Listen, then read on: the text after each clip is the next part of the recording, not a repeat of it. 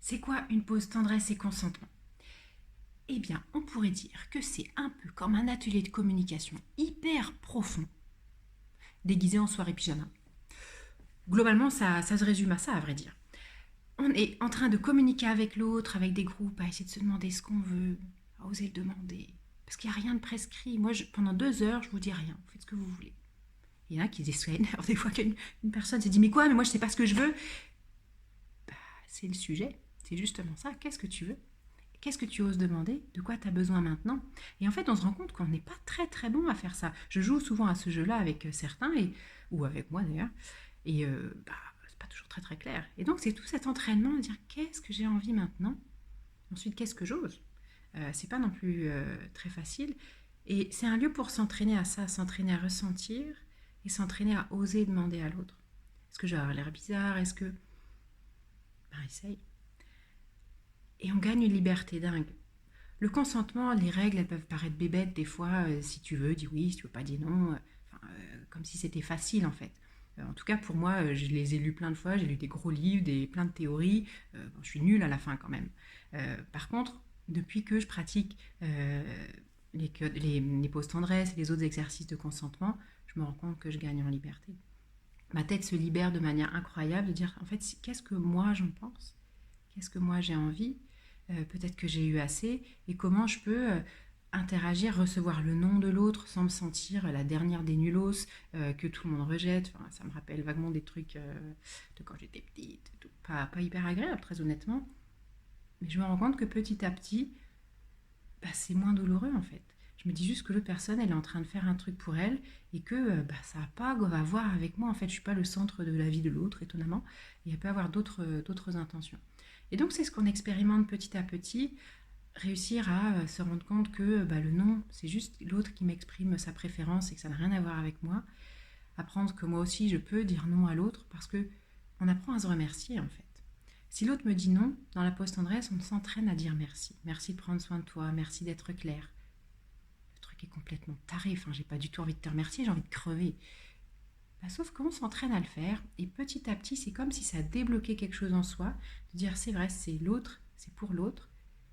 Et la magie, c'est que plus je remercie l'autre pour son non, plus ça autorise une partie en moi, celle qui s'empêche en fait de dire non, celle qui est toujours sympa, dispo, qui essaie d'être gentille pour qu'on lui dise oui parce que je vais mourir si on me dit non. En fait, elle se dit mais peut-être que moi aussi, j'ai pas besoin de donner le change autant, mais que je peux aussi juste dire non de temps en temps, et que ça va aussi, que je suis pas quelqu'un de méchant, d'égoïste ou autre. Et ça demande de la pratique en fait. Ça demande à sécuriser cette part de nous qui est flippée, qui s'entraîne à s'adapter depuis des années.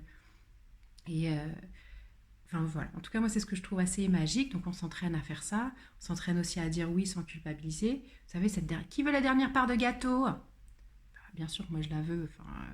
Mais j'ose pas. En plus, je suis un peu ronde. Qu'est-ce qu'on va penser?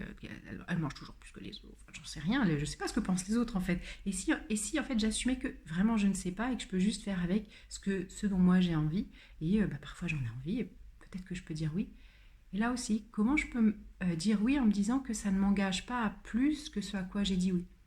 Est-ce que je peux dire oui sans derrière avoir peur que ça m'entraîne dans des trucs, parce que derrière je ne saurais plus en fait arrêter, je ne saurais pas changer d'avis, je ne saurais pas dire non? Et bien dans la pause tendresse, on s'entraîne justement à pouvoir, on peut dire oui, on peut aller dans l'instant j'ai envie de ça, et pas plus. Et ensuite je peux réorienter, je peux changer, je peux reposer une limite. Ça donne une liberté incroyable en fait d'être dans l'instant avec l'autre sans penser aux conséquences graves possibles. Ça n'empêche pas d'être prudent quand on interagit avec des personnes qu'on ne connaît pas, mais pas cette prudence de moi je n'ai pas confiance dans ma capacité à mettre une limite. Je me dis en fait si maintenant je peux. Ça change la vie, ça vaut des possibles de dingue. Et donc c'est à peu près tout ça qu'on s'entraîne à faire dans les pauses tendresse, et en même temps, ça c'est le boulot entre guillemets qu'on échange tous, hein. C'est assez intense à l'intérieur pendant ces moments-là. Et puis c'est aussi juste le moment parfois de s'abandonner dans les bras de quelqu'un, de se sentir au chaud. On était tous ensemble en randonnion, enfin on dit le tiroir de cuillère, on est tous encastrés comme en chien de fusil. Et en fait, ça a duré mais plus d'une demi-heure. Il y a un moment, plus personne ne parlait. Moi je me dis mais les gens s'ennuient, mince. Et en fait non, on était juste dans autre chose, en fait, un autre monde, de pouvoir se laisser aller avec l'autre, se sentir en sécurité, pas se poser de questions, juste profiter de cette connexion. Et ça aussi, c'est incroyable. Et ça recrée quelque chose avec l'autre que je connais ou que je connais pas, qui est mon genre ou pas mon genre.